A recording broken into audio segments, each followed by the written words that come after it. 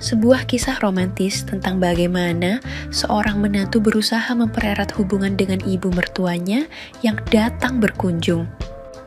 Melalui berbagai momen hangat dan kejutan manis, mereka mulai saling memahami dan menghargai satu sama lain. Membangun ikatan yang kuat dan menghadirkan nuansa romantis dalam kebersamaan mereka. Konflik mungkin muncul, tetapi dengan komunikasi dan pengertian, hubungan mereka semakin kokoh dan penuh kasih. Inilah kisah selengkapnya. Aku seorang pria berusia 36 tahun, istri kau 1 tahun lebih muda dariku. Secara keseluruhan, kami keluarga bahagia dengan 2 putra-putri yang manis-manis. Aku bekerja di sebuah perusahaan yang bergerak di bidang komunikasi. Sedangkan istriku merupakan seorang wanita karir yang sukses. Saat ini dia menjabat sebagai manajer. Kami saling mencintai. Dia merupakan seorang istri yang setia. Aku pun pada dasarnya juga seorang suami yang setia pula. Paling tidak, aku setia terhadap perasaan cintaku pada istriku, tapi tidak untuk soal yang selebihnya itu. Aku memang seorang pria yang suka dengan wanita-wanita selain istriku untuk masalah yang satu itu. Ini semua terjadi karena aku memiliki keinginan yang amat sangat tinggi. Sementara istriku tidak cukup punya minat di bidang itu. Paling tidak 2 kali dalam seminggu aku harus bekerja secara kreatif.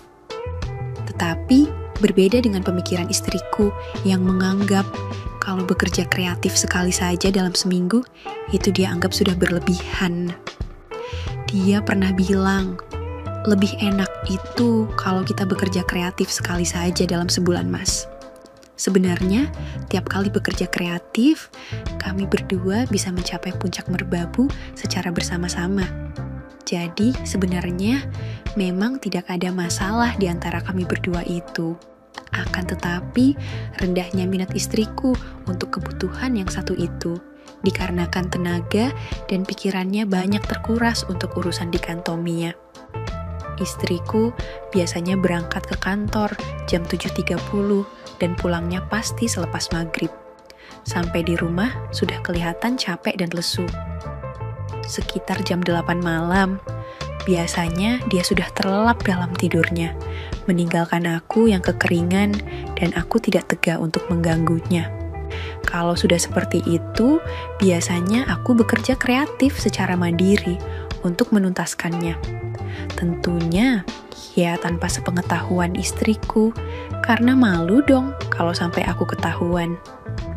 Nah, dari masalah yang seperti inilah yang akhirnya membuka peluang itu tidak lain dan tidak bukan, dia adalah ibu istriku. Ya, ibu mertuaku. Hal itu terjadi karena ibu mertuaku yang masih bisa dibilang cukup muda dan cantik, serta menarik. Itu kalau menurutku, hehehe. Malum butuh barangkali ya.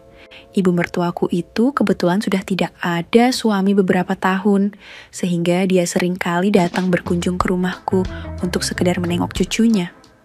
Dan seperti pepatah Jawa mengatakan, witing tresno jalaran soko kulino. Sehingga pada akhirnya ya terjadilah apa yang tidak seharusnya terjadi itu.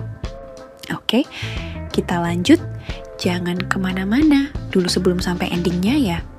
Hehehe, dijamin sip loh. Dari seringnya, ibu mertuaku yang sebut saja namanya Bu Lili datang dan menginap di rumahku, dan kebetulan pas istriku sedang tugas keluar kota. Maka dari sinilah jalan menuju ke arah yang tidak benar, tetapi menyenangkan antara aku dan ibu mertuaku, itu pun semakin terbuka lebar. Biasanya, kalau istriku sedang tidak ada, ibu mertuaku selalu menyiapkan kopi buatku, bahkan menyiapkan makan pagi dan makan malam. Bahkan tak jarang pula, ibu mertuaku itu menemani aku makan. Karena seringnya bertemu dan bersama dalam suasana rumah yang seperti itu, lama-lama aku pun mulai dirasuki pikiran iseng. Aku jadi sering membayangkan bisa bekerja kreatif dengannya. Tapi sepertinya ya mustahil. Itu awal pemikiranku. Karena ibu mertuaku itu tidak menunjukkan kalau dia adalah perempuan yang gampang diajak berbagi kesenangan. Oleh karenanya, aku hanya bisa membayangkannya saja. Apalagi kalau pas keinginanku itu muncul dengan tuntutan yang harus diselesaikan segera sementara istriku tidak ada. Sungguh, saat-saat seperti itu adalah masa-masa yang sangat menyedihkan bagi hidupku. Hingga tibalah saat-saat indah itu. Sore itu sehabis mandi, tiba-tiba keinginanku itu muncul. Karena saat itu istriku tidak ada, ya aku mencoba meredakannya dengan kerja kreatif mandiri lagi di kamarku itu. Di saat aku sedang asik-asiknya, sambil mengimajinasikan ibu mertuaku itu, tiba-tiba saja, "Ini kopinya, Mas." Aku terkejut sekali saat itu, dan saat itu juga aku lihat ibu mertuaku buru-buru menutup pintu kamarku kembali. Ketika dia menengok sebelah tanganku berada di kawasan sahabat kreatifku itu. Aku malu juga pada awalnya. Tetapi, kemudian seandainya ibu mertuaku melihatku lebih dari yang barusan, apakah yang akan terjadi? Pikiran itu terus mengusikku. Peristiwa ibu mertuaku membuka pintu kamarku dengan mendadak itu sepertinya memang sengaja. Karena memang ibu mertuaku itu sudah terbiasa seperti itu. Sejak peristiwa ibu mertuaku yang membuka pintu itu, aku jadi sering memasang diri. Misalnya, dengan cara tiduran di dalam kamar, dengan memberikan umpan untuk ibu mertuaku itu. Dengan harapan, saat itu ibu mertuaku akan masuk ke kamarku dan termakanlah umpanku itu. Sore itu, setelah selesai mandi, aku kembali rebahan di tempat tidur dan kembali memasang umpan untuk ibu mertuaku. Karena jujur saja aku sangat penasaran, apakah benar ibu mertuaku itu tidak tertarik lagi dengan hal yang satu ini. Aku pejamkan mataku setelah aku rasa umpan yang aku pasang sudah cukup sempurna. Beberapa menit kemudian, aku dengar pintu kamarku berderit perlahan. Aku tetap memejamkan mataku, seolah aku sedang keasikan menjalankan kerjaan kreatif itu. Setelah cukup lama, tidak ada tanggapan seperti apa yang aku harapkan. Aku pun berusaha melihat dengan memicingkan mataku. Ternyata, tidak ada orang. Aku merasa gagal lagi dalam usahaku itu.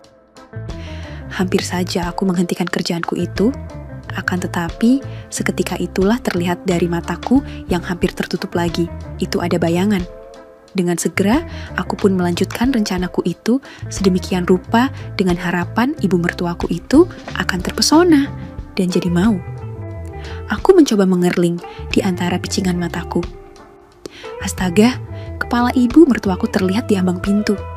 Tapi kemudian bayangan itu lenyap lagi, lalu muncul lagi, hilang lagi.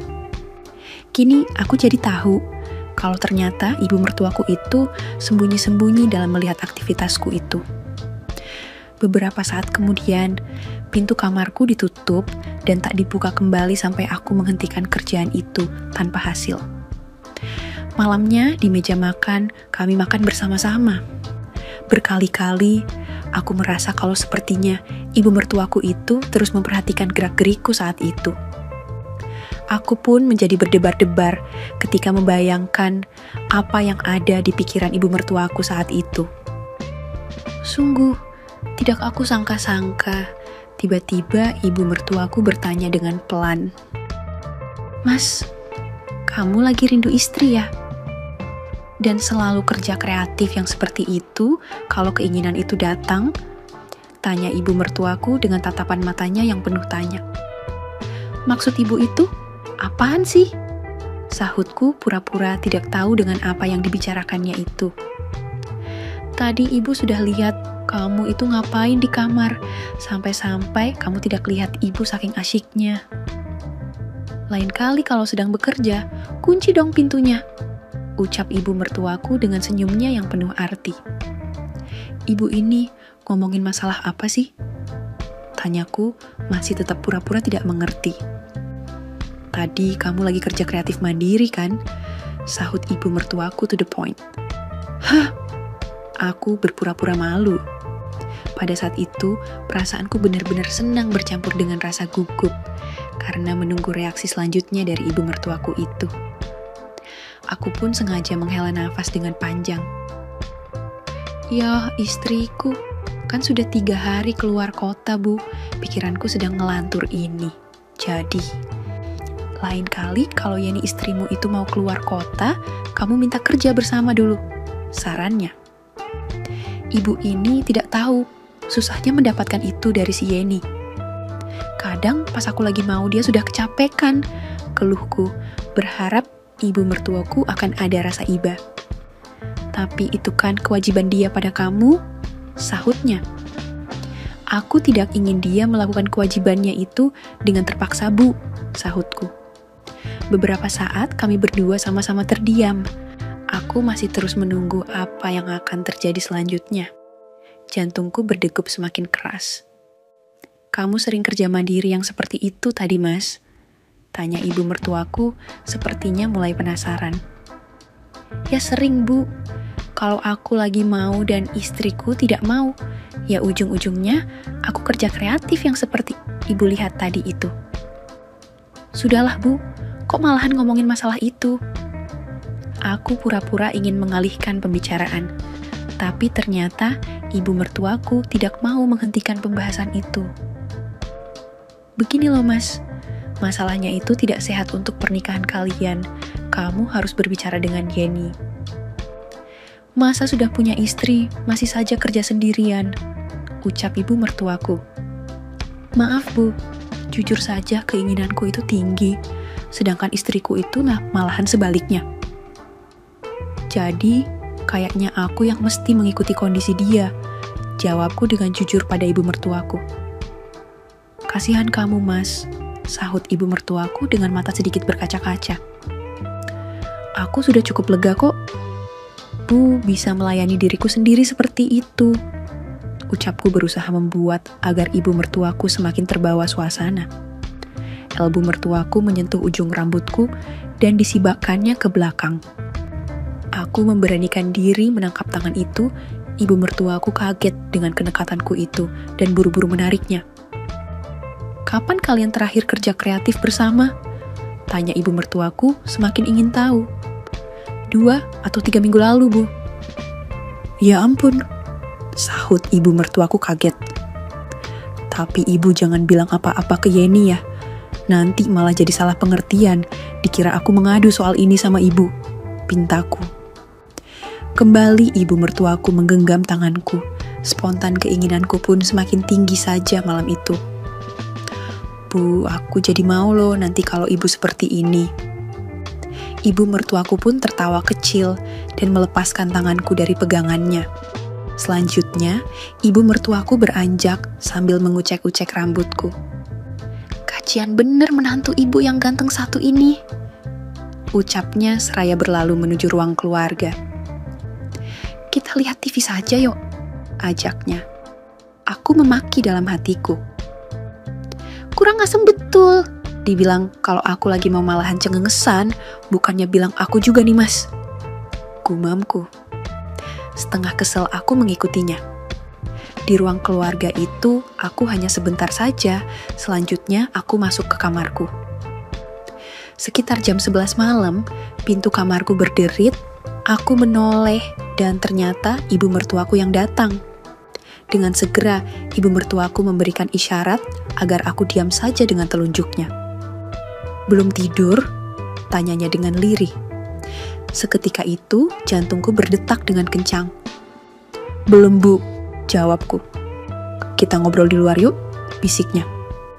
Di sini saja, Bu. Aku seperti mendapat inspirasi seketika itu juga. Bu, aku menyusun kekuatan untuk berbicara karena aku sudah tidak lagi bisa bersabar. Tenggorokanku seketika itu terasa kering, keinginanku mulai naik. Perempuan ini benar-benar seperti merpati. Jangan-jangan hanya jinak ketika didekati saat dipegang dia kabur. Batinku. Sahut ibu mertuaku seraya menatap mataku. Ibu mau? Tanyaku. Tapi ibu mertuaku tidak menjawab pertanyaanku itu. Wajahnya tertunduk dengan nekat segera saja aku memulainya. Ibu mertuaku diam saja. Sebentar, kemudian entah siapa yang mendahuluinya. Tiba-tiba saja kami berdua sudah memulainya. Akhirnya, di malam itu kami berdua sama-sama saling memberikan apa yang selama ini sama-sama lama tidak kami dapatkan. Malam itu, tumpahlah segalanya. Malam itu, kami bekerja kreatif dengan hebatnya berkali-kali. Ini adalah pertama kalinya aku bekerja kreatif dengan wanita selain istriku sejak aku menikah. Bermacam cara kami kerjakan, sungguh jauh berbeda dengan istriku. Ibu mertuaku ternyata jauh lebih mampu membuatku kesenangan. Semenjak malam itu, ibu mertuaku menjadi lebih sering menginap di rumahku. Terutama kalau aku kasih tahu istriku sedang ada tugas keluar kota. Bahkan pernah juga pas istriku ada di rumah, ibu mertuaku memberikan lowongan kerja kreatif. Tentunya setelah istriku benar-benar pulas tertidur. Demikianlah kisah yang bisa aku bagikan. Tamat. Oke, segitu dulu untuk kali ini dan semoga kalian bosku semua terhibur hari ini ya. Sekali lagi, tidak pernah lupa Mimin ingin mengingatkan bahwa tidak ada maksud untuk merusak moral. Tapi di sini, kami selaku admin channel Mahyem hanya berbagi pengalaman dari viewer saja yang tentu saja tidak untuk ditiru. Terima kasih sudah mau mendengarkan kisah nyata ini. Ambil baiknya dan buang buruknya dari cerita kisah ini. Semoga hal seperti ini tidak terjadi kepada kita semua bosku. Dan semoga kita semua dilindungi dari mara bahaya. Amin ya Rabbal Alamin. Terima kasih dan sampai jumpa di cerita selanjutnya. Jangan lupa like, komen, share, dan subscribe. Oh iya, kira-kira kalian semua bosku yang terhormat kepengen kisah-kisah yang seperti apa lagi nih? Tolong berikan komentar-komentar kalian di video ini ya.